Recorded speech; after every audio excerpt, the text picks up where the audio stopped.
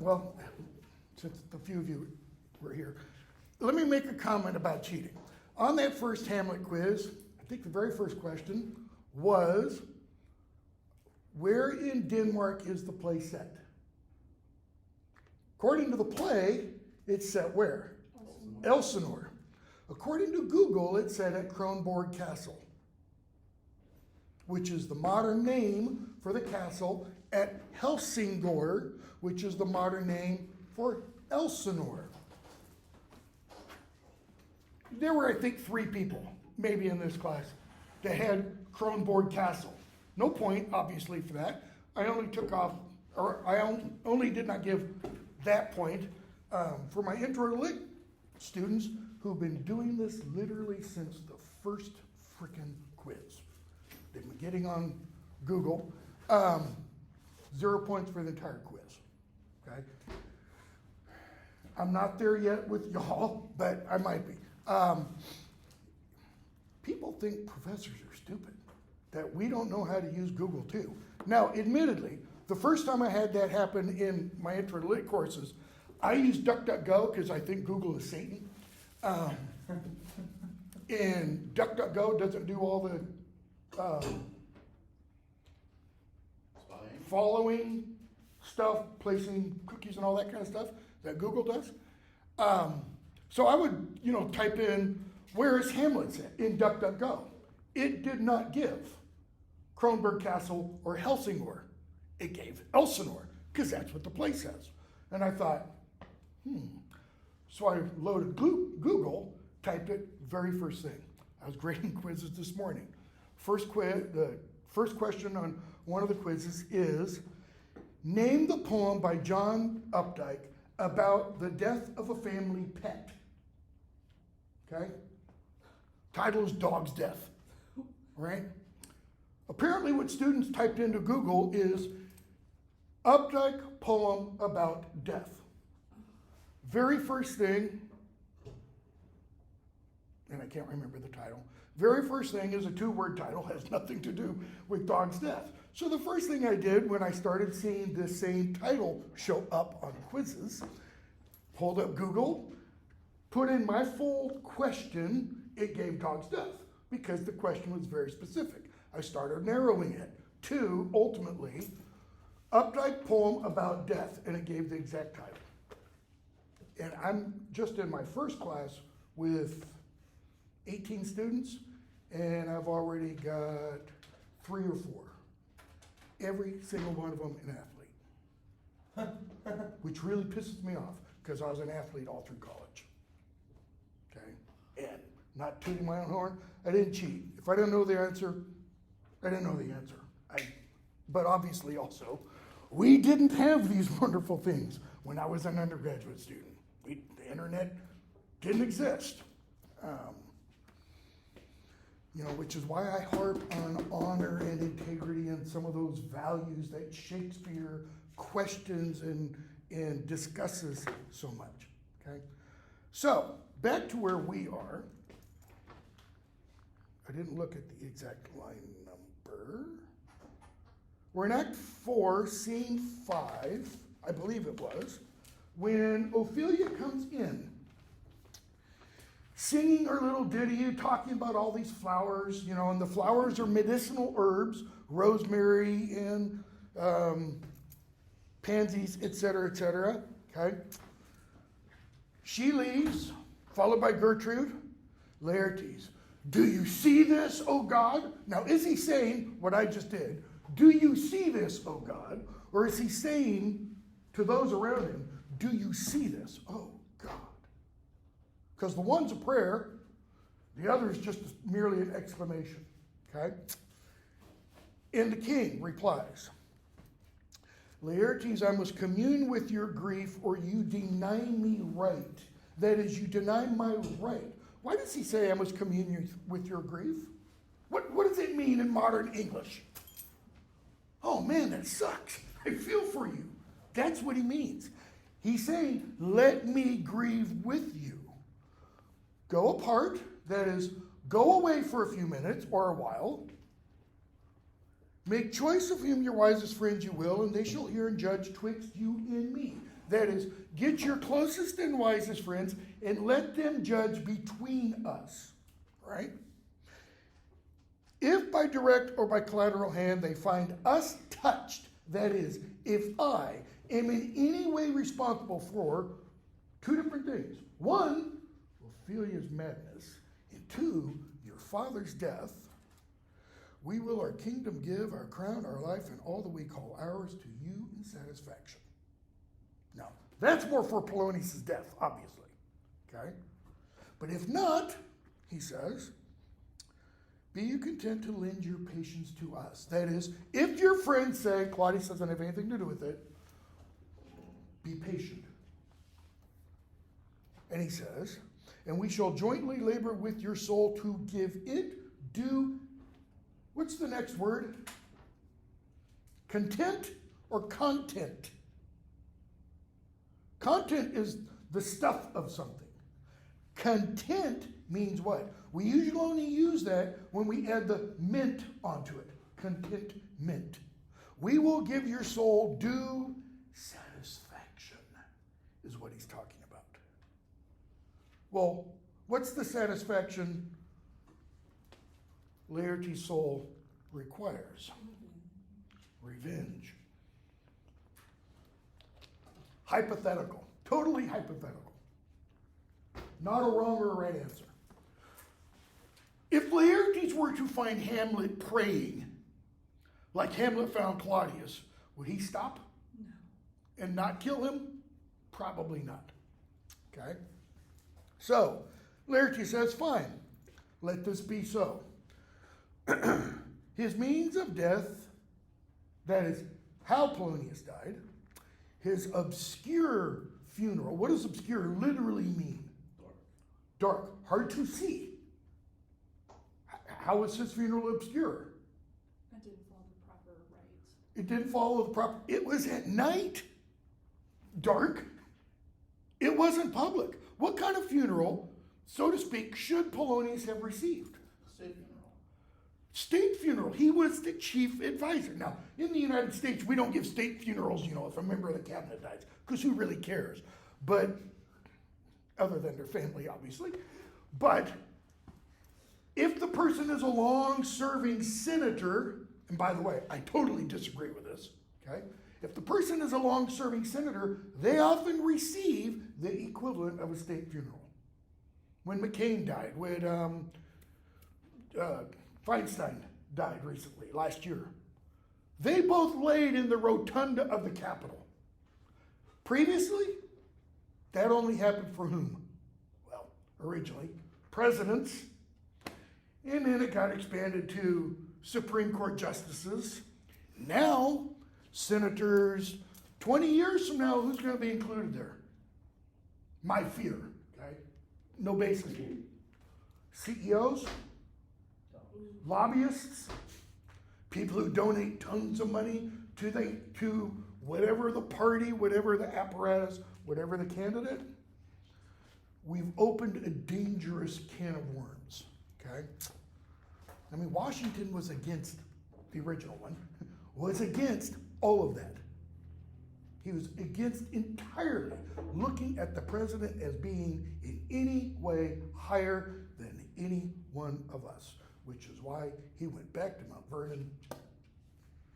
So, he goes on. So his means of death, his obscure funeral, no trophy, sword, nor hatchment o'er his bones. These are like no public acknowledgments, no noble right. He's implying he was buried without the rites of the church. That's not good. Because in just a few moments, he's going to be hammering on the maimed rites that are being performed for Ophelia. At least she got maimed rites, No formal ostentation. Cry to be heard as 'twere from heaven to earth, that I must call it in question. All these things, he says, demand an answer. And I'm demanding an answer. Calm down. king, so you shall. And where the offense is, let the great axe fall. That is, and the one who is to blame for your father's death, let the axe fall on him. Which jogged a memory. Remember when Polonius first posits to the king and queen that Hamlet's madness is because of his love for his daughter? Remember what he suggests they should do if he's wrong? Just before that, he says, have I ever been wrong to you? The king says, no. He says, well, if I'm wrong about this, take this from this. Well, he is wrong. And metaphorically, this is taken from this because he is killed, and he is killed because of his wrong understanding, his wrong perception. That is what leads him ultimately to Gertrude's closet behind the arras. Another comment about quiz questions. Jogged another thing. When you have a quiz question and it asks for, a location, one of the quiz questions, I just graded them this morning. Where was Polonius when Hamlet kills him? Behind the curtains in the queen's room. It's not enough to say behind the curtains, because there's a lot of curtains in the castle. Behind the curtain / arras in Gertrude's room. Okay? Always think to the logical extension. I don't spell it all out because I'd have to write a paragraph for every question. And I'd have to put in all these provisos. It's not. Okay? Similarly, another question was, what was Polonius doing when he was killed? And if you just put standing, as several of my sophomore level students did, well, the course is sophomore level, there's a lot of seniors in there. Standing, hiding. Is he merely hiding? No. What's he doing while he's hiding? Why is he hiding behind the arras? So he can spy, eavesdrop, listen in. You had to have spy, eavesdrop, listen in, something like that in order to get that credit. So always, don't just read the very surface, go a little bit and look at what it's really kind of, again, these kind of questions with the time frame, I can't spell it all out, right? And this is not just for this kind of class. You're going to have questions like that in a lot of classes, unless you're getting to graduate, in which case, good for you and congratulations. Okay. Anybody else graduating this semester other than Heather? I graduate after the summer semester of online classes, and after that I'm done. Congratulations in advance. So, the king says what? Go with me. Okay? 4:6. Horatio enters with some others, and Horatio reads a letter he's received from Hamlet. Hamlet gives us some of the backstory. What happened when he set sail and such? He says, before we were even 2 days at sea, we were attacked by pirates. They boarded us, they grappled, etc., etc. I was taken as their prisoner when they broke clear of us. Okay? They have dealt with me like thieves of mercy, but they knew what they did. I am to do a good turn for them. So, make sure the king gets the letters that I've sent. And what he's implying there is, Horatio, here's a packet of letters for you. This one addressed to the king, make sure he gets it. And repair thou to me with as much speed as thou wouldst fly death. Hurry. I have words to speak in thine ear will make thee dumb. What does that mean? Will make thee dumb. You're going to be so surprised. What are those words? He doesn't tell us exactly what those words are. They do come out later in conversation, but he doesn't tell us here. What are among those words? King tried to kill me. Rosencrantz and Guildenstern were carrying the order, the execution command. Okay? These good fellows will bring thee where I am. Rosencrantz and Guildenstern hold their course for England. Of them I have much to tell thee. Okay? 4:7. King and Laertes come in. And the king says, now must your conscience my acquittance seal. That is, your conscience needs to acquit me of what? Acquit, it's a legal term. Guilt. Of guilt in the affair of your father's death. And you must put me in your heart for friend. Okay? You've heard I had nothing to do with your father's death. Laertes. But tell me why you proceeded not against these feats so crimeful and so capital in nature, as by your safety, greatness, wisdom, all things else, you mainly were stirred up. What's he talking about? Why didn't you arrest Hamlet? They know Hamlet killed Polonius, right? I mean, his mother was there. She could be a witness. Two reasons I didn't act, which maybe for you will seem much unsinewed. That is, lacking muscle, lacking courage, lacking fortitude. But to me, they're strong.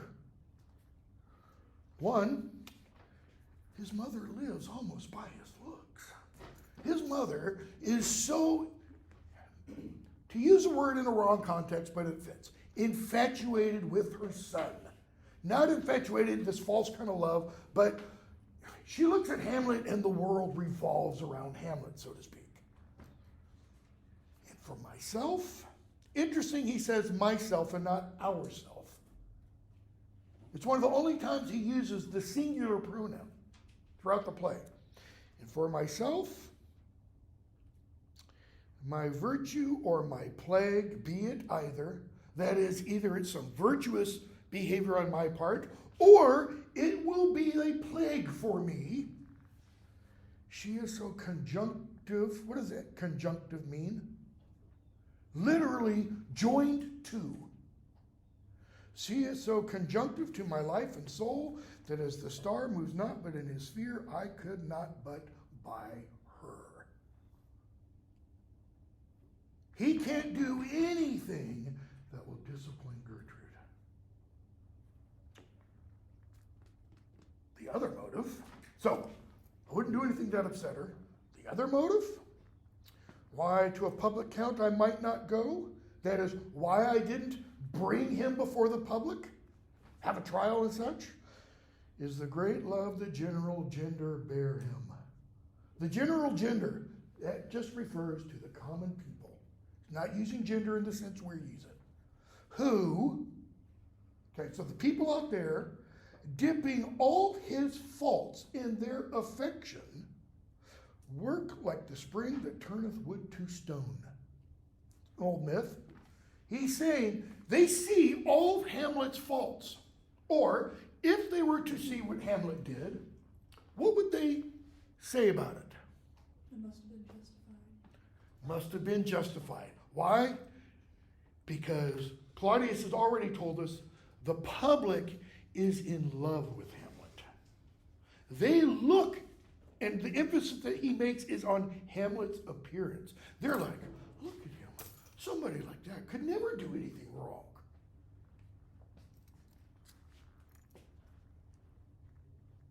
So, they convert his gyves to graces, so that my arrows, too slightly timbered for so loud a wind, that is, his arrows not constructed properly, would what?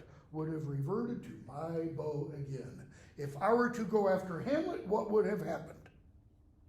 I would have ended up shooting myself. Laertes. He hears this excuse, these justifications for not going after Hamlet. And so have I a noble father lost, a sister driven into desperate turns, whose worth, talking about Ophelia, if praises may go back again, stood challenger on mount of all the age for her perfections. What has he just said in a line and a half about Ophelia that Ophelia said earlier about Hamlet? The beginning of scene 3, after Hamlet's interview with Ophelia. something about like how sad it is to see who he was and what he's now become? She says, "Oh, what a noble mind is here overthrown. The courtier soldier, scholars, eye-tongue sword, the expectancy and rose of the fair state." And this is the part that Laertes' kind of words echo. "The glass of fashion and the mold of form, the observed of all observers." The glass of fashion and the mold of form. He's saying Ophelia was, of all the women in the kingdom, the one most highly esteemed, most highly praised. Okay? Maybe that informs us a little bit about why Gertrude said, just before Ophelia is set loose on Hamlet, prior to the to be or not to be speech, why Gertrude says, essentially, good luck, Ophelia, and maybe this will redound to both your honors and virtues. She alludes to something there. Okay? We're going to see in Act 5, at Ophelia's funeral, Gertrude is going to say something about what her hopes had been. "I had hoped that you and Hamlet would wed." I can't help but see that speech, Laertes' speech here, Ophelia's speech, and Gertrude's speech just prior to Ophelia's speech, Act 3, Scene 1. They're all tied together. It's what Shakespeare does. And again, I'm probably more familiar with this play by Shakespeare than any others because I've taught it so much. He just weaves ideas through the use of individual words and phrases from one scene throughout the acts to another. But my revenge will come. In other words, I'm not going to be patient forever. He goes, no, don't lose any sleep over that. Break not your sleeps for that. He said, no, you'll surely hear more. In other words, I'm working on a plan. If this were New York, he'd say, I know a guy. So, a messenger comes in. And he says, letters from Hamlet. From Hamlet? Who brought them? Sailors. I saw them not. They were given me by Claudio. He received them, of him that brought them. Notice, Horatio is not named. Because if Horatio were named, what could that suggest or imply to the king? That Horatio was somehow in cahoots with Hamlet. See, Horatio so far, he's been dealt with by the queen and king as a neutral observer, so to speak, a neutral player. Okay? So, the messenger leaves, and the king says, Laertes, you shall hear them. That is, you're going to listen to these letters too. High and mighty, you shall know, I am set naked on your kingdom. Tomorrow shall I beg leave to see your kingly eyes, when I shall, first asking your pardon. Why does he have to ask his pardon? Because he's not supposed to be back yet. Thereunto recount the occasion of my sudden and more strange return. King's thinking, are they all back? That is, where are Rosencrantz and Guildenstern? Or is it some abuse and no such thing? Laertes, is that his handwriting? Yep. Naked. Wonder what he means by that. And you've got a gloss. Naked, destitute, unarmed, without following. How did Laertes return from Paris? He literally marches into the castle. They break the outer doors at the head of a riotous throng. And what is the throng doing? Laertes shall be king. We will have Laertes as a king. Hamlet's not doing that. Hamlet's not leading an insurrection against the king. All alone. Okay? King says, can you devise me? That is, what do you think he means? I don't know.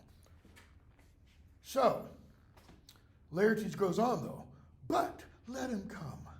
It warms the very sickness in my heart that I shall live and tell him to his teeth, thus didst thou. What does that mean? I shall live and tell him to his teeth, thus didst thou. What's he talking about? What image is he painting? What's the thus? How did Polonius die? A sword to the gut. Sword thrust. What is Laertes saying is going to be the only difference between Hamlet's killing Polonius and Laertes killing Hamlet? They're gonna be face to face. And it's probably going to be, he's going to put an arm on him and this is personal. Hamlet's killing of Polonius, in a sense, wasn't personal. Did he mean to kill Polonius? No, not at all. Okay? King, will you be ruled by me? That is, will you follow my advice? He says, if he be now, he says, aye, so you will not overrule me to a peace. That is, don't make me forgive Hamlet. Don't make me be at peace with Hamlet. Don't tell me turn the other cheek. He goes, no. Here's what we're going to do. And the plot is created. I will work him to an exploit. Now ripen my device, my thinking, under the which he shall not choose but fall. That is, Hamlet cannot win this exploit. It will be an impossibility. Okay? And for his death, that is because of his death, no wind of blame shall breathe. No one will be able to accuse anyone for his death. But even his mother shall uncharge the practice and call it accident. I'll be ruled. In other words, tell me that rather if you could devise it so that I might be the organ, let me be the agent of death. He goes, oh yeah, of course, that falls right. And then he starts to tell Laertes what? About Laertes. While you've been gone, you've been talked about since your travel. And that in Hamlet's hearing. What other people have said about you has been said while Hamlet has been around and listening. For a quality wherein they say, you shine. That is, people have been praising you for an aspect of your character.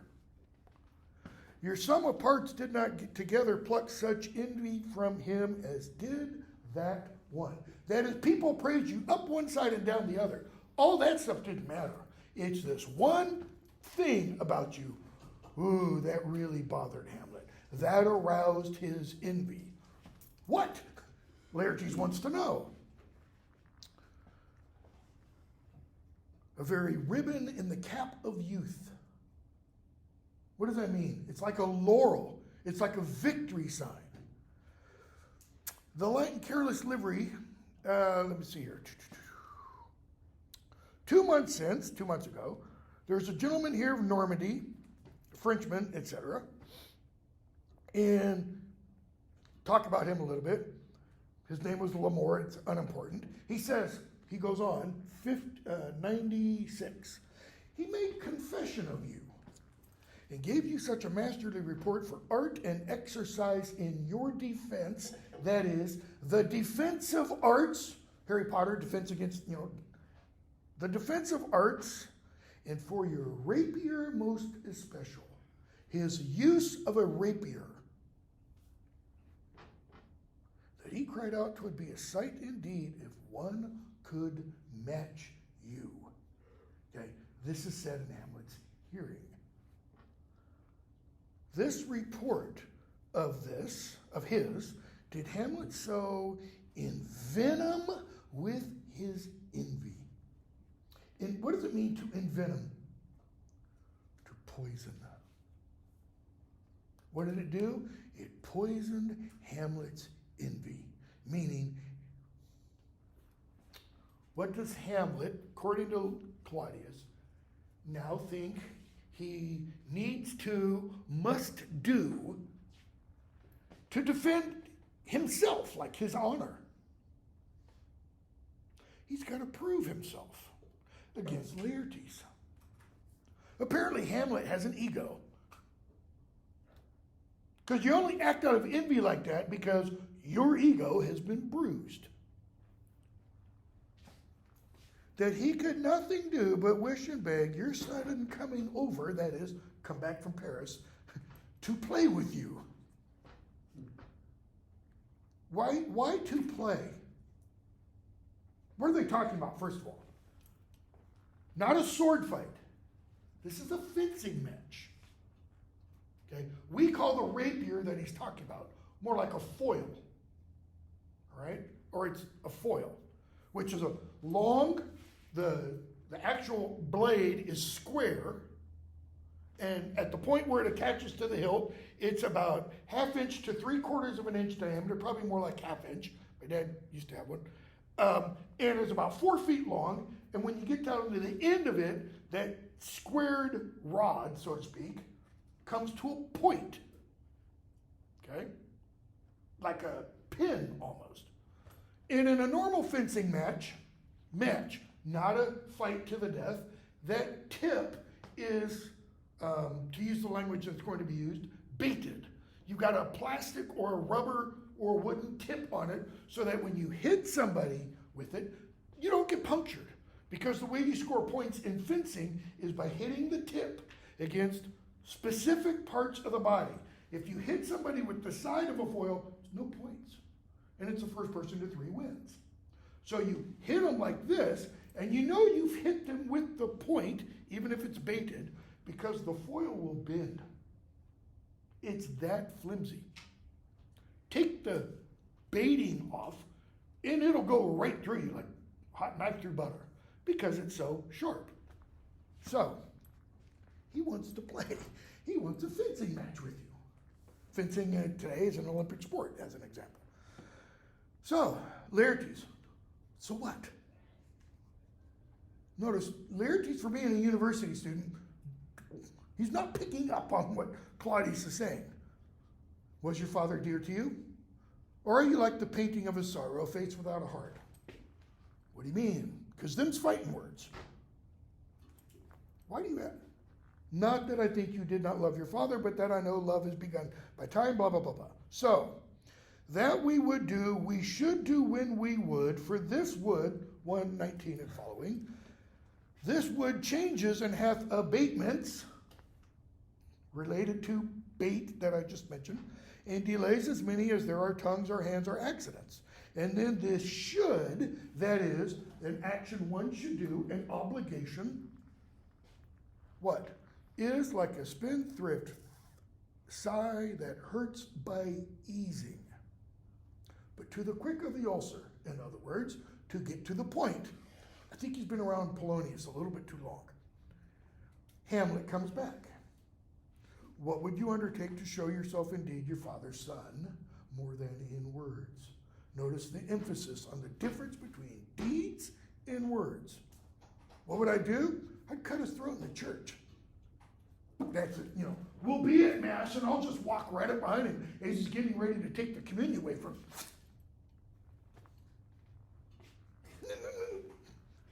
No place indeed should murder sanctuarize. He doesn't mean that you shouldn't commit a murder in a church. He means there should be no sanctuary from murder, or there should be no sanctuary for a murderer.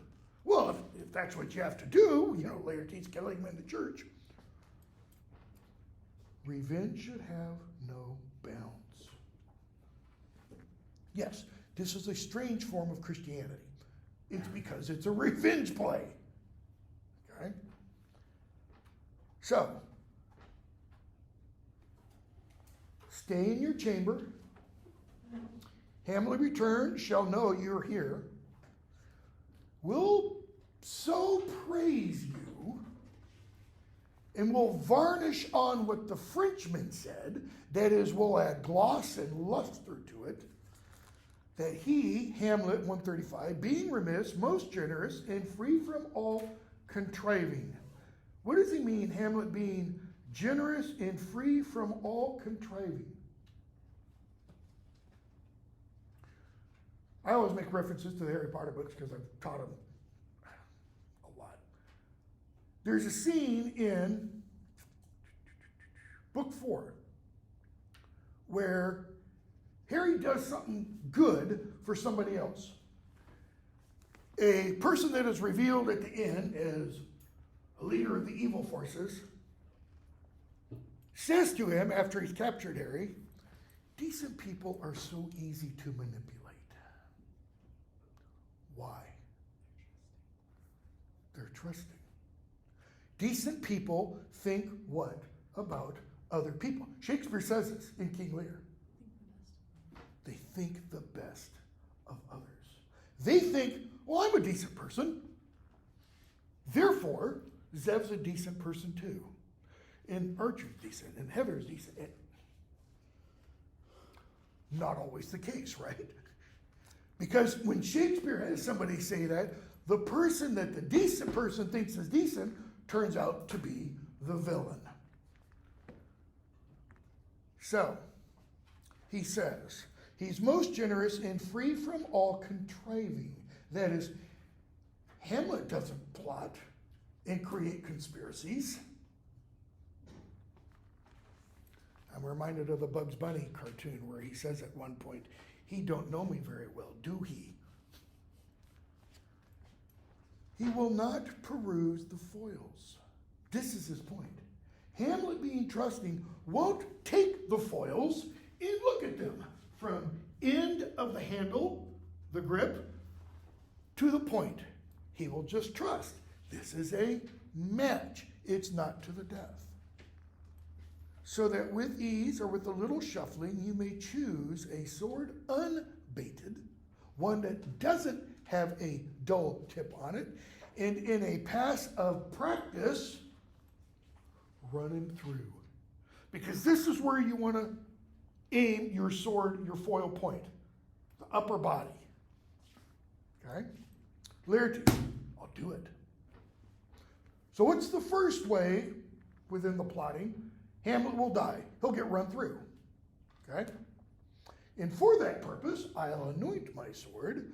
I bought an unction, a salve, an ointment of a mountebank so mortal that but dip a knife in it where it draws blood, no cataplasm so rare, collected from all simples, that is no drug or medicine made from all the medicinal herbs in the world that have virtue under the moon can save the thing from death that is but scratched.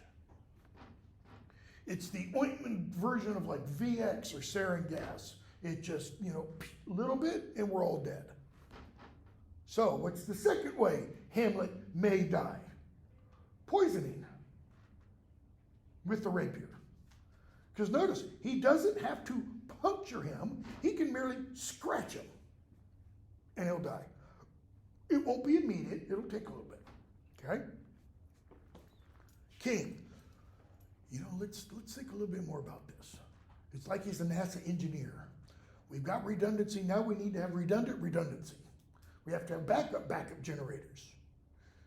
If this should fail, so if you're piercing him with the sword doesn't work, and your poison doesn't work,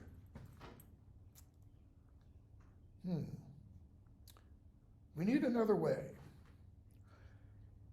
When in your motion you are hot and dry, that is, as you're fencing and you get hot and dry, meaning your mouth is dry, you're out of breath, you need some liquid refreshment. As make your bouts more violent to that end, he'll call for drink. I'll have prepared him, line 160, a chalice for the nonce for the occasion. Whereupon, but sipping, if he by chance escape your venom stuck, our purpose may hold there. Why? Because he's going to poison the the chalice. So, He'll die by being run through by the sword. He'll die by being scratched or punctured by the poisoned sword. Or he'll die by poison from a poisoned cup. Queen comes in. You gotta love Gertrude. She's so straightforward, matter of fact.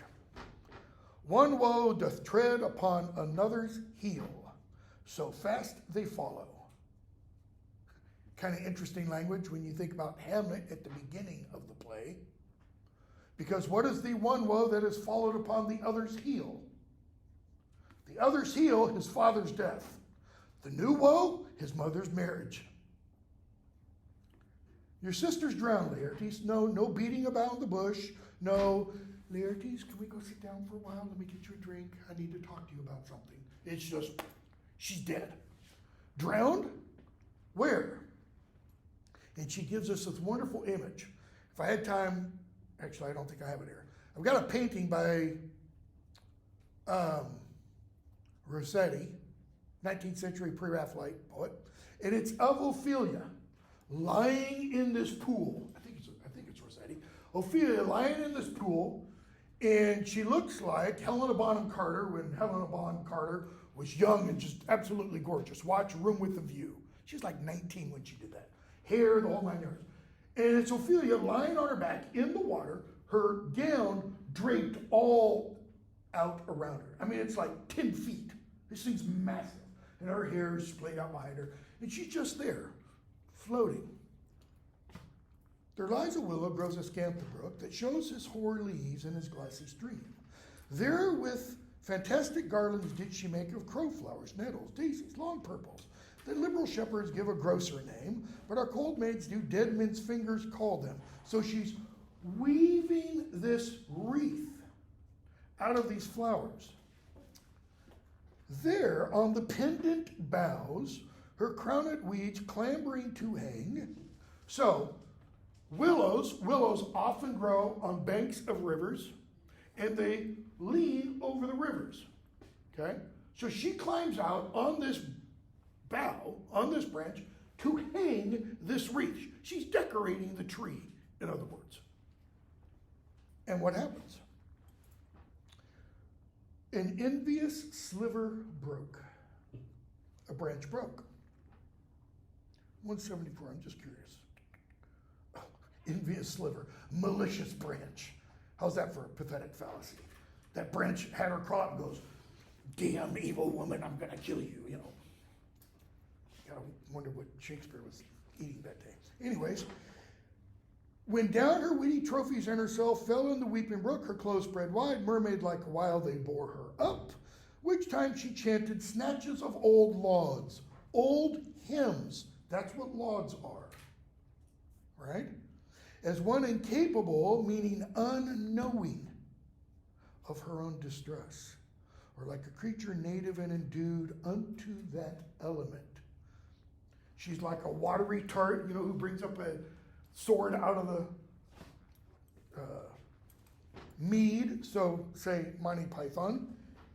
Like she belongs there, okay? Why would she be incapable of her own distress? She's crazy, okay? So, what do clothes do, like if you jump in a swimming pool fully clothed? Very quickly in that case, they soak up all the water, and you suddenly become much heavier than you are. And she gradually sinks. Notice an important thing about this. Does the text of the play ever tell us how Gertrude knows this? Was there a witness? Was there like a journalist watching this all happen, as a modern journalist would do, and say, well, we're going to let her die because it'll be a great photo op, We don't know. We have no idea how she knows this. But this implies what kind of death? I don't mean drowning, that part's clear. Accidental or intentional? It implies accidental. Very next scene implies the exact opposite. Those quizzes for my intro to lit students. How does Ophelia die? And this semester, I had to be more specific. What is the means of death? And I still got suicide. That's not a means of death. Drowning is, and this is after I spend more time in those classes hammering this idea than in here, because you guys are all smarter, for the most part. I won't call out aspersions I know on you're anybody, talking Heather. So, Oh, sorry. wounded. So, wounded, yeah. Attacked. Alas, then she is drowned. Hello, that's what you just said. Why does he ask that as a question? Shock. Drowned, drowned. Too much of water hast thou, poor Ophelia, and therefore I forbid my tears. In other words, you've got water enough down there at the bottom of the river. She's not anymore, but. So he's not going to give more water for her. Okay? He leaves. King's left with Gertrude. He goes, let's follow Gertrude. How much I had to do to calm his rage. Now fear I this will give it start again. Act 5. So Act 4 ends on what kind of tone? What kind of emotional note? We're like at the precipice. I mean, Shakespeare's been building tension upon tension upon tension. Has there been anything really up to this point that's funny? Not really. Maybe when he bangs, Rosencrantz over the head with the recorder and says, oh, you would play upon. But even that, man, that scene is fraught with tension. So, 2 clowns come in. They're not clowns. I hate that the text uses that. Shakespeare uses that word, but Shakespeare never had in his mind the guy with the wild orange hair, the big red nose, and the floppy shoes. He didn't know who Ronald McDonald was, in other words. Is she to be buried in Christian burial when she willfully seeks her own salvation? No, notice, no hesitation, just, is the suicide gonna get buried by the church in the churchyard? Why is the question asked? Because in Catholicism, or in a lot of Christian beliefs, you don't go to heaven if you kill yourself. Exactly. Suicides don't get a Christian burial. In the medieval church, I don't believe Catholic dogma today still holds this. I know in the Orthodox Church there's been a lot of discussion over the last 20 years about how to handle suicides. But in the medieval and Renaissance church, you commit suicide, that is the sin against the Holy Spirit. The one sin that Jesus says can't be forgiven. And the argument why it can't be forgiven is After you die, you can't ask for salvation. you can't go, and you can't go, okay, Lord, I believe you can solve my problems, but this one's too big. And then go, sorry. Indulgences? Nope. Nope. You can't ask for repentance. You can't be repentant after you kill yourself. Okay? So, because of that, suicides weren't given, well, in the Catholic Church, Middle Ages, they weren't given any kind of burial by the church. There might be a very benign, may God have mercy on your soul. But if this is the churchyard here, you're getting buried over here. Why? That's hallowed ground.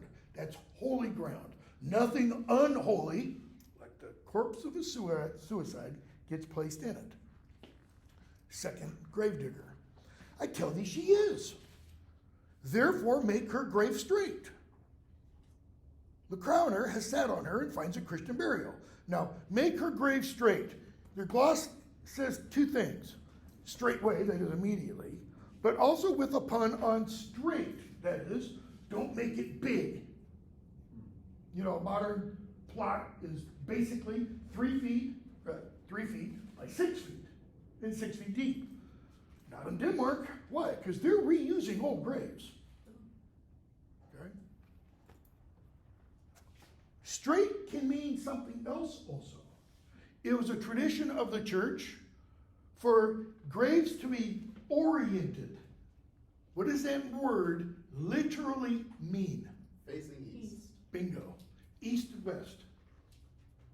Orient is in the east. Feet would be placed at the east. Head would be placed at the west.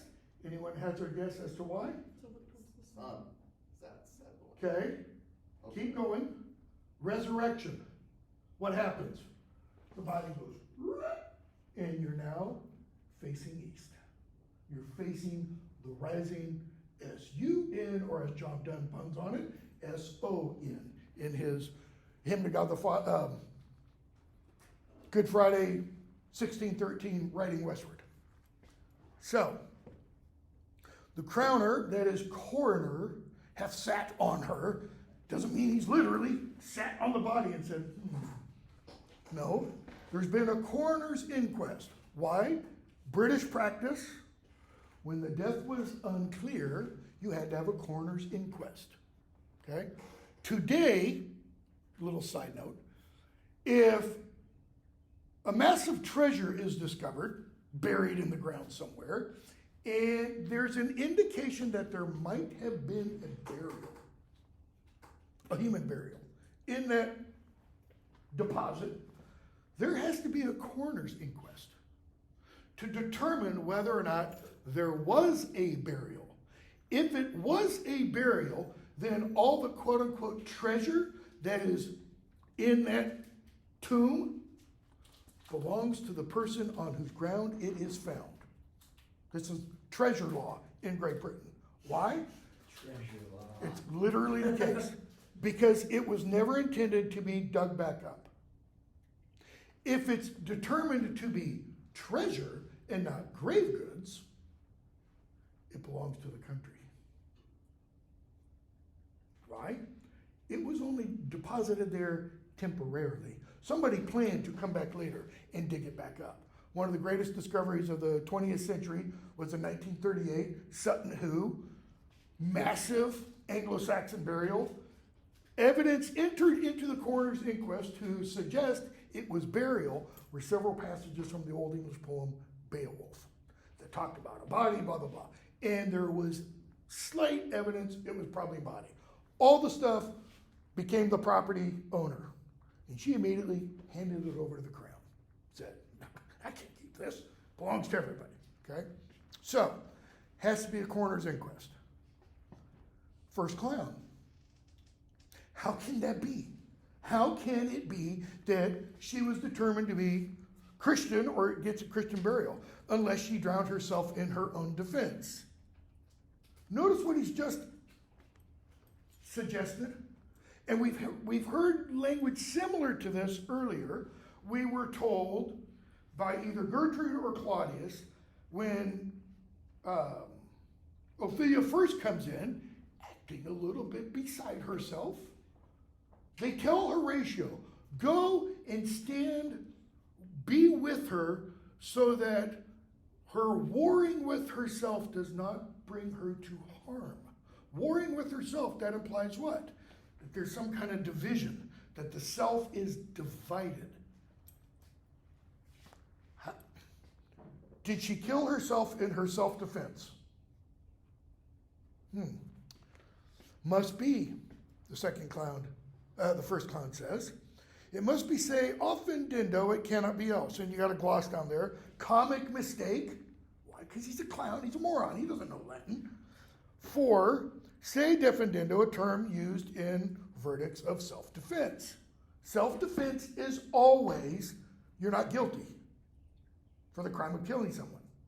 All right? So he gives us the logical reason. If I drown myself wittingly, it argues an act, right? Because if you're drowning yourself, that is an action. And an act hath 3 branches, to act, to do, to perform. Well, it's not really that. It's to think of the act, to engage the will to do the act, and then to act itself. That's Aristotle. This is not Aristotle. This is the Uber Dummies Guide to Aristotle. Okay? She drowned herself wittingly. Second clown. No. Let me finish. Here lies the water. Good. Here stands the man. Good. If the man go to his water and drown himself, it is willy-nilly. He goes. What does he mean? That's an act. But if the water come to him and drown him, he does not drown himself. What's his point? Did the water come to Ophelia? No. Is this law? He says, yes. Okay. They go back and forth. And why does the second clown say is the real reason for Ophelia getting Christian burial? It just goes to show things haven't changed that much in 500 years, 400 plus years. Wilt thou have the truth? Will you have the truth on it? Line 23. If this had not been a gentlewoman, she should have been buried out of Christian burial. If she wasn't a high status person, she'd be outside the churchyard. If she wasn't part of the ruling class, if she wasn't part of the 1%, if she wasn't blah, blah, blah. In other words, money, status, position, power can buy even Christian salvation, so to speak. And the first clown is, that's it. So, they keep digging. And they keep talking back and forth. I'm going to skip most of what they say. Hamlet and Horatio come in at a distance. So the two clowns are over in one corner of the stage digging. Hamlet and Horatio entering the farthest doorway. And Hamlet listens to the first clown, the first gravedigger, sing while he's, pulling up bones. Has this fellow, line 65, no feeling of his business? Sings in grave making? Custom hath made it in him a property of easiness. What does he mean? Remember Hamlet's talking to his mother about custom and habit and virtue? You do something once, it makes it a little easier to do it again. This guy's been doing this, we're going to find out. For 30 years, he's been digging graves. It's probably safe to assume the first one was kind of hard on him. And the second one was still hard. But he's been doing it for 30 years. It's like, carrying out the garbage. He doesn't even think about it anymore. Hamlet, 'tis even so. He throws up a skull. Hamlet, 75. That skull had a tongue in it and could sing once. What is this, by the way? The image of the skull? Talked about several times. It's the memento mori, the reminder of one's death. We're going to see a bunch of skulls thrown up. Okay? How the knave jowls it to the ground. That is, he throws it to the ground and he's singing this stupid song. As if 'twere Cain's jawbone that did the first murder.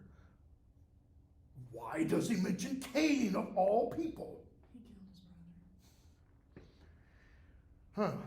This might be the pate of a politician, which this ass now overreaches, one that would circumvent God. Who is Hamlet saying, or who does Hamlet says, is one that tries to circumvent God? Politicians. How do politicians try to circumvent God? We're going to see in just a moment. We're going to get a literal portrayal of it. Horatio, it might. Or it could have been a courtier, which could say, good morrow, sweet Lord, how dost thou, sweet Lord? Okay, what do those two phrases really tell us about the idea of a courtier? What's a courtier do to his lord/master? Licks his boots. A sycophant. This might have been my lord such a one that praised my lord such a one's horse. Yeah, you're right. Now, is Horatio being a sycophant, or is Horatio kind of like Hamlet going, Yeah, it's pretty much the way the world works.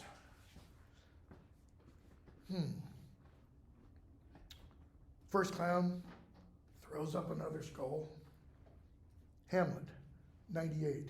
Why may not that be the skull of a lawyer? Shakespeare apparently hated lawyers. He had run-ins with them. He was involved in 3 lawsuits. He is involved in buying property. Every time you buy property, a lawyer is involved. The lawsuits were he was being sued, I think in 2 of them, and he was suing in another one. Okay. Where be his quiddities now, his quilities, his cases, his tenures, his tricks? Quiddities and quilities are the lawyer's splitting of fine hairs. I've used this as an example. It's not because I'm anti-Clinton or anything, but Clinton is the best example. When he was doing his interview with the special counsel, and they asked about, is, and Clinton said, well, it depends on what your definition of is. You don't get more, unless you're a philosopher, you don't get more lawyerly than that. So, Hamlet goes on. He might have been his time, a great buyer of land, with statutes, recognizances, fines, double. Shakespeare was a buyer of land. In 1598, 1599, this is first performed in 1600, first published in 1603. Shakespeare bought land in Stratford. I think it's 1599. Then he bought what's called New Place. It doesn't survive anymore. There's only the foundations for it. It was the largest house in Stratford at the time. Why? Because Shakespeare was loaded. He got a percentage, literal percentage, of every ticket sold to the place. He also had stock in the Lord Chamberlain's men and then later the King's men. They were a company. Like we have Wall Street, they had a stock market too, essentially. Okay? So, they go on, keep talking, and Hamlet says to the clown, line 117, whose grave's this, sirrah? Mine. Hamlet, I think it be thine indeed, for thou liest in it. Now what does Hamlet mean, thou liest in it? He's not literally prone, he's in the grave doing this, because he's probably down to here now. Okay? First clown, you lie out on, sir, therefore 'tis not yours. That is, you are outside the grave, but he doesn't mean lie like I'm standing here and you're standing there. He means you're not telling the truth out there. Therefore 'tis not yours. He says, for my part, I do not lie in it, because he's not prone, but it is mine. Hamlet, you do lie in it, to be in it and say it is yours. Punning on, you're not prone in it. 'Tis for the dead, not for the quick. Quick just means alive. Therefore thou liest. 'Tis a quick lie, sir. 'Twill away again from me to you. What man do you dig for? For no man. It's like Hamlet's getting perturbed. For what woman then? For none neither. It's not for a man, it's not for a woman. Who's to be buried in it? One that was a woman, sir, but rest her soul, she's dead. Why was she a woman, but isn't anymore? There's something about humanity that's lost when you're dead. What's left? A sack of meat, to be crude. She's a corpse. She's carrion. She is no longer there. It's like Ophelia has checked out. She's left the building. How absolute the knave is. What does Hamlet mean? Whew, we better watch what we say around him. He goes to the essence of things. He is extremely literal. We must speak, Brother Card, or equivocation will undo us. This is, I should listen to Hamlet when I write all my quiz questions. So quizzes should be like 20 pages long. By the Lord, Horatio, this 3 years I've took note of it. The age has grown so picked that the toe of the peasant comes so near the heel of the courtier, he galls his kibe. So, how long have you been gravemaker? He's kind of doing, let's see, counting. came to it the day that our last king Hamlet overcame Fortinbras. Right? The beginning of the play, why are they keeping watch? Young Fortinbras is kind of sowing his oats. He's testing his military mettle. M-E-T-T-L-E. Okay? Why? Because his father lost to this Hamlet's father, and he wants to regain the property. Now we're finding out how long ago that was. Hamlet asks, when was that? He should know, shouldn't he? Cannot you tell that? Every fool can tell that. Notice what the clown has just said. Can't you answer me? Every fool knows that. He's just called Hamlet a fool. It was that very day that young Hamlet was born. He that is mad and sent into England. Oh, we're finally getting at how old is Hamlet. Hamlet doesn't answer that part of the statement. He wants to know, why was young, mad Hamlet sent to England? Why was he sent into England? Why? Because he was mad. Shall recover his wits there, or if he doesn't, 'tis no great matter. Why? 'Twill not be seen in him there. Why? Because there everyone's crazy. And you gotta imagine, I think at least, everybody in Shakespeare's globe is laughing at that. From the groundlings to the people up in the top. Of course, you know, the intelligentsia are probably saying, such a low life. So, why? Why are they mad? Well then, he says, because everybody there's crazy. How came he mad? How does one go crazy? Very strange. How? Faith, even with losing his wits. Well, that is how one becomes mad, as Hamlet says. Even with upon what ground? What does Hamlet mean by ground? Reason, like. What's the reason? What's the source of him losing his wits? What's the source of Laertes' quote-unquote madness at this point? I'm not saying Laertes is mad. He's not. What's the source of his anger? His father's death, his sister's madness, okay? Why, here in Denmark. That is, Hamlet went mad here in Denmark, this ground. And then he finally answers the original question. I have been sexton here, man and boy, 30 years. Hamlet's 30 years old. And he's a student at Wittenberg. How many students do you know who are 30 years old? Unless they're graduate students or perpetual students. What else does Hamlet have to do? He's the prince. Hamlet, in one sense, he's like poor Prince Charles. Okay, now king. He had to wait from his investiture as Prince of Wales at 21. He had to wait till he was 74 to finally take the throne from the old broad, you know. Took her that long to die. I'm being facetious, obviously. But what did Charles do during that 50 plus years? He started all kinds of charities, started dabbling in architecture, and really angered modern architects because he's like, all this stuff you guys are building is just hideously ugly.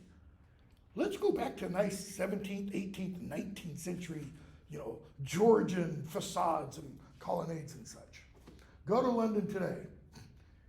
It is, talk about schizophrenic. It is such a wild portrayal of a lot of beautiful old architecture, National Gallery being a great example, 19th century, and some of the stuff built in the last 10, 20 years, even from the last time I was there, new things have come up in 2016. The Shard, for example, one of their greatest new buildings, it's called the Shard, like a shard of glass, because that's what it looks like.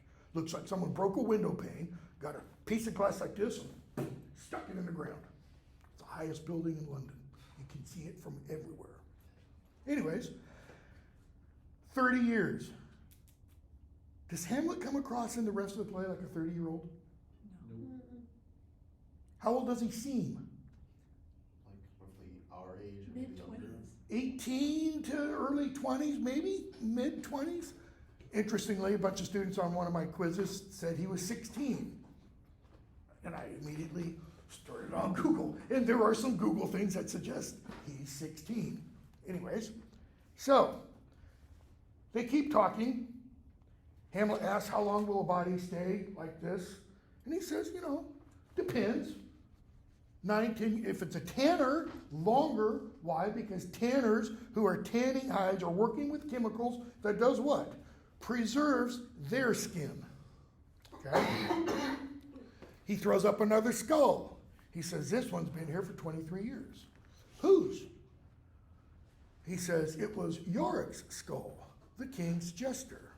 And we get the famous passage about Hamlet and Yorick, where Hamlet does not say, alas, poor Yorick, I knew him well.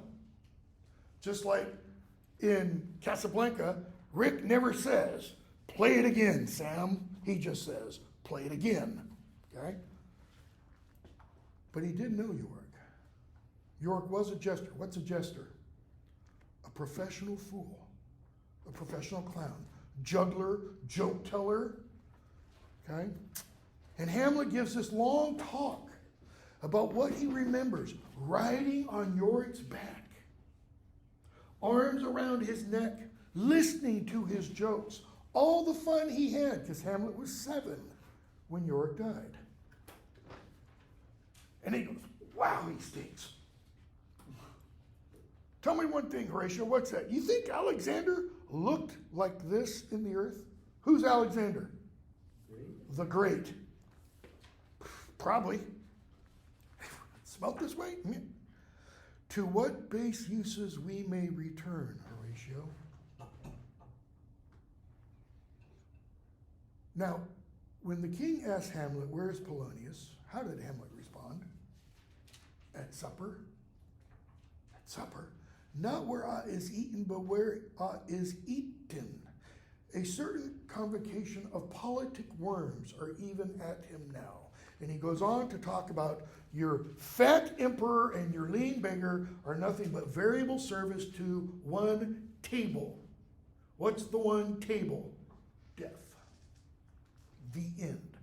Hamlet is going to come back to that idea kind of here. To what base uses may we return, Horatio? What does he mean by base?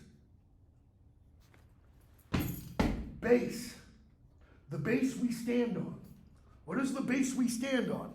I know, you got to go below the 3rd floor. What does Peck call stand on, sit on? Earth. A sinkhole. Even in that, there's earth, ground. He says, why may not imagination trace the noble dust of Alexander till it find it stopping a bunghole? A bunghole is the hole in a cask, like a beer cask or wine cask. He says that we're to consider too curiously. Hamlet, don't go there. No. Think about it. Let's follow him thither with modesty enough and lightly. As thus, Alexander died. Why does he choose Alexander? Greatest heroes of the world. He conquered the known world. He had the widest empire ever known. Wider than the Roman Empire. Because it went all the way over into modern day Afghanistan. There is a group of people from Afghanistan who are descendants of Alexander the Great's army from the 4th century BC, Greece. Okay? So, Alexander died, Alexander was buried. Alexander returned to dust. Dust is earth, of earth we make loam. Why not of that loam whereto he was converted might they not stop a beer barrel? In other words, here's the greatness of Alexander. That's it. Caesar. Let's talk about Caesar. Why not Caesar be used to stop a hole to keep the wind away? I always use this example for my students. What he's talking about is stopping the hole in a wall between, like logs, log cabins. Okay? You've got the logs, and between the cabins you have like this. This is mortar. In a log cabin, it's called chinking. I lived, when I was an undergraduate, small cabin, Lookout Mountain. I went to Covenant College on Lookout Mountain. And the cabin I lived in was built in the 30s or 40s as a summer cabin. There were several of them in this one place. People would come for a couple weeks, stay there, no air conditioning, any of that stuff. By the time I lived there in mid-80s, a lot of the chinking was starting to fall out between the logs. January of 1985 was the coldest period in United States history on record. On Lookout Mountain, we did not get above 0 for 3 days. My toilet in that cabin was frozen solid, both the tank and the bowl. Okay? When the wind would blow, I could feel it sitting on the couch or on my bed. Okay? So I would nail or staple blankets up. And if it was a really big storm, those blankets are billowing like a flag. Because I didn't have Caesar to stop up those holes in the wall. Okay? Hadn't read Hamlet at that time, I wouldn't have known it at all. So, the king and queen and others come in at that point. And Hamlet's like, here comes the king, the queen and others. Who is this they follow, and with such maimed rites? This doth betoken the corpse they follow did with desperate hand fordo it own life. Hamlet hears the prayers that are being spoken while this corpse is carried in, and because he is well educated in the rites of the church, he knows immediately they're abbreviating the prayers. That's why they are maimed rites. It's like parts of them have been cut off. He also knows the only reason you do that is when the person is a suicide. He and Horatio conceal themselves. Laertes. What ceremony else? That is, come on, what other rituals? That's Laertes, a very noble youth. What does that, a very noble youth, possibly imply? I'm not saying it does, possibly. He's younger than him? He's younger than Hamlet. Okay? What ceremony else? He asked it twice. The priest. Her obsequies have been as far enlarged as we have warranty. Her obsequies. What does he mean? Obsequies are prayers. They can be poems. John Donne wrote obsequies, poems on people's death, where you praise their greatness and such. He's talking about these prayers celebrating Ophelia. Her obsequies have been as far enlarged, that is, we've gone as far as we can, as we have warranty. Warranty here means law. Her death was doubtful. He doesn't say she committed suicide. But her death was doubtful implies she wasn't killed by somebody else. And but that great command oversways the order, she should in ground unsanctified been lodged till the last trumpet. What is the great command that oversways the order? Is it Claudius? Yeah. The order can be one of two things. The order of prayers, specifically in this case, for a suicide, which, as I said before, are very reduced, like, may God have mercy on your soul. The great command oversways that. Remember what Hamlet said about that one skull that was thrown up? Maybe this is a politician that did what? Tried to circumvent God. Here we have an example of that.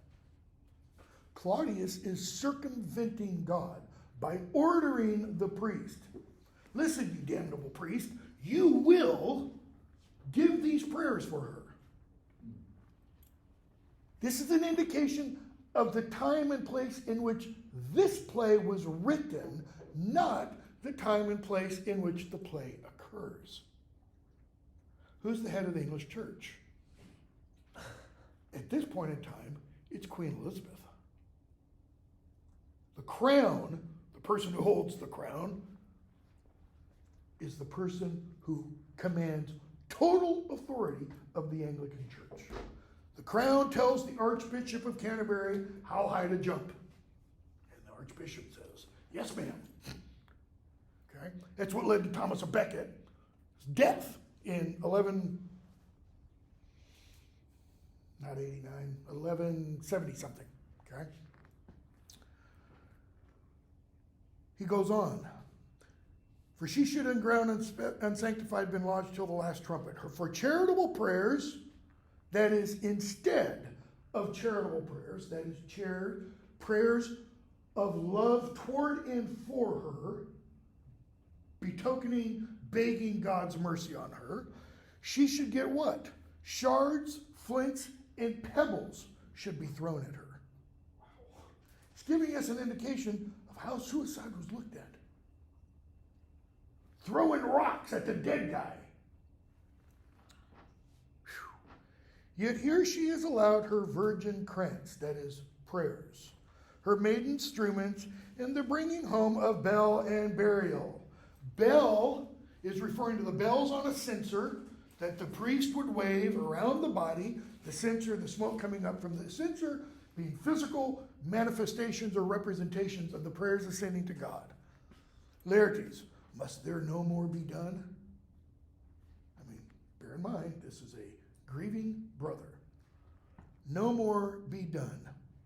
We should profane the service of the dead to sing a requiem and such rest to her as to peace-parted souls. We should profane, he says, the service of the dead. Service meaning the actual prayers that are all being said. But it also implies we would profane all the dead that are in this holy churchyard if we did anything else. I mean, they're dead. It's not really going to hurt them. Okay? Laertes, lay her in the earth, and from her fair and unpolluted flesh may violets spring. I never noticed this before, literally teaching this play for 30 years. Her unpolluted flesh, that is a mark in the Christian church of sainthood.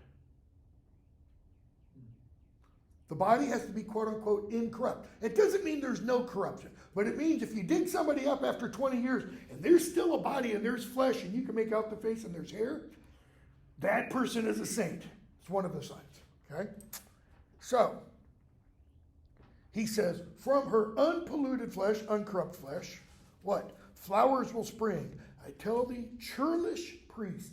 Churlish means lowest of the low, tied to the earth. The ministering angel shall my sister be when thou liest howling. Why does he say, Laertes, that the priest will lie howling? Rotting in hell. I don't know that this means Laertes is a closet Protestant, but that was the idea that Protestants had. Okay? Some today still do. Think all Catholics straight to hell. Hamlet. What? The fair Ophelia? And we hear the queen, sweets to the sweet, in the Latin American tradition of the Day of Death. You have this phrase, and I can't remember what it is, in Spanish. It's sweet to the sweet. I hoped thou shouldst have been my Hamlet's wife. I thought thy bride bed to have decked, sweet maid, and not to have strewn thy grave. Yeah. I hope that you would marry Hamlet. Go back to the beginning of Act 3. Maybe your virtues and your honors will redound to you both. And Laertes leaps into the grave and says, throw all the dirt on me. Like he's forgotten about Hamlet. Why? Overcome with emotion. Until Hamlet comes forth. Almost done. Till Hamlet comes forward. What is he whose grief bears such an emphasis, whose phrase of sorrow conjures the wandering stars and makes them stand like wonder-wounded hearers? This is I, Hamlet the Dane. What a pompous, Not serious. What does he mean, this is I, Hamlet the Dane? What's he showing? What's he suggesting? Laertes grabs him because Hamlet jumps into the grave. And Laertes what? We're told grappling with him, the devil take thy soul, we're told by Hamlet's lines how Laertes is grappling with him. Thou prayest not well, I pray thee take thy fingers from my throat. He's being strangled. For though I am not splenitive and rash, that is full of anger, yet I have in me something dangerous which let thy wisdom fear. In other words, Laertes, don't push me. Hold off thy hand. And the king has them separated. It's a 9:25, so we will stop there. We will easily finish Hamlet on Tuesday. Just a couple of still very important scenes, not just their deaths, but I'm going to do everything I can. Oh, shoot, forgot. To hand back your papers. Melissa. Archer, Ellen. Jenny.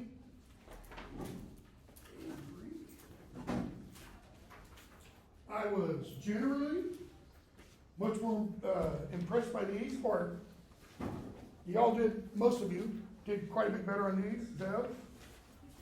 Kimball's not here. If you have comments, hopefully these are more legible. I used pencil for the comments, and they should be more legible. If you have questions, send me an email. Like I said, I'll try to, I'll put up today, I've got to make it, the quiz over Act 4, because I haven't done it yet. I think I've gotten all the other ones graded. I need to double check Act 3. I'll put up a quiz today, it'll be due probably Sunday, over Act 4. Sorry for keeping you late.